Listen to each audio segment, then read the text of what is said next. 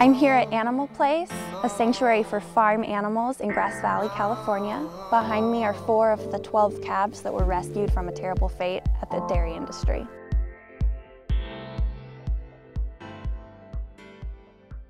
In the dairy industry, males aren't going to produce milk, so they're basically no use to the dairy industry, and they are sold for veal generally. About a month ago, we were able to rescue 8 calves. They were bought by a local activist. She purchased 12 of them, and then they went to a rescue that was not set up to take care of 12 babies. You have to feed them basically around the clock. These beautiful babies are eating 5 times a day, and we have 2 to 3 staff members doing it at a time. And that's just 4 of them, and she had 12. So if you could imagine, they weren't getting the care that they needed. They were very dehydrated, really sick. They hadn't seen a vet. Right now the calves currently have salmonella, cryptosporidia, coronavirus. They have a lot of different respiratory stuff going on, so these calves are really sick.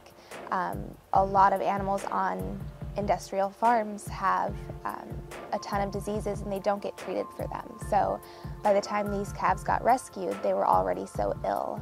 They're extremely emaciated, dehydrated. It's really heartbreaking to see what the calves have gone through. It's really hard to see any animal in that situation, but especially babies, to see how mistreated they are and how sick they are when they got here. Animal Place agreed to take in 3 of these calves. I was the one who went down to Southern California to pick up the 3 calves, and when I arrived, there were 9 there, and one of the babies was not doing well. I was able to give him some pain meds, and I talked to my supervisor, and she told me to rush him straight to the vet, but before we could get him to the vet, he passed away. Some of the babies couldn't get up and walk. And I knew that if I just took 3, that the others just weren't gonna make it. There were 8 remaining calves. We all decided that it was a dire situation and that they needed vet care immediately. We were able to load up all 8 babies and take them straight to UC Davis Veterinary Hospital.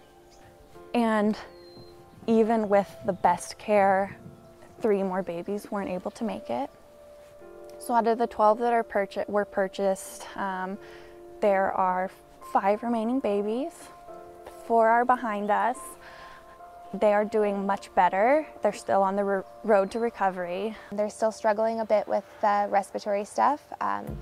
We are testing them for salmonella, so we're hoping that has cleared up, but we're not positive if it has yet. They're pretty playful, they're starting to moo, and they're definitely feeling a lot better. Even with the background they came from, they were born in the dairy industry, which is horrific. They were taken from their mothers. They were deprived of the care that they needed, but now they're here and they're getting better, and they're so resilient, and they're happy babies still, which is hard to imagine knowing their background. But they all get to grow up here at Animal Place and help spread the message.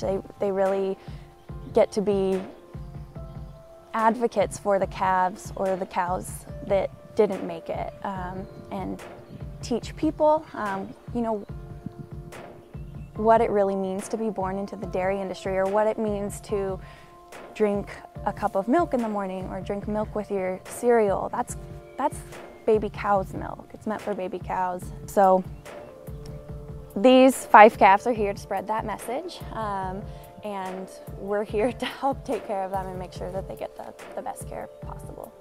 The goal is to get them really healthy, and they'll be going in with the rest of our cows. So we currently have 15 cows on the property. It's a lot of work caring for any animals, especially babies, and especially so many of them. So these guys need to be bottle fed.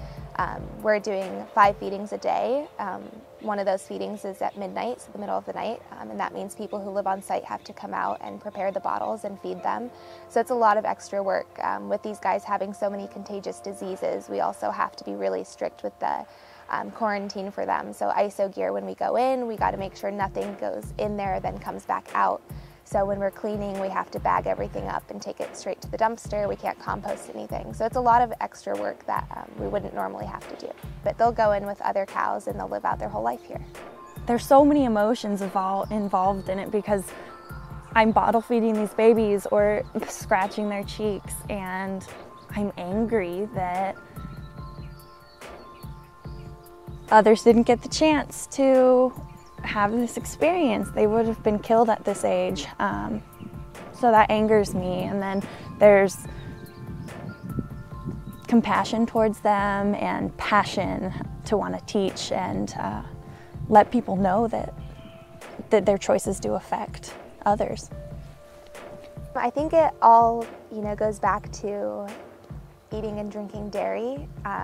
Cows in the dairy industry are always mistreated, and even the happy cows who are on humane farms, they get killed in the end, and the babies get taken from their moms, and the mom cows, they have to be pregnant to produce milk, so a lot of people don't realize that.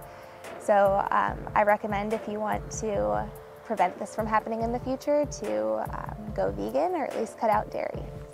If you were moved by the story of the rescue of the 12 calves, I would encourage you to take action. Your food choices do matter. You can find out more information about this at animalplace.org or visit our sanctuary in Grass Valley, California.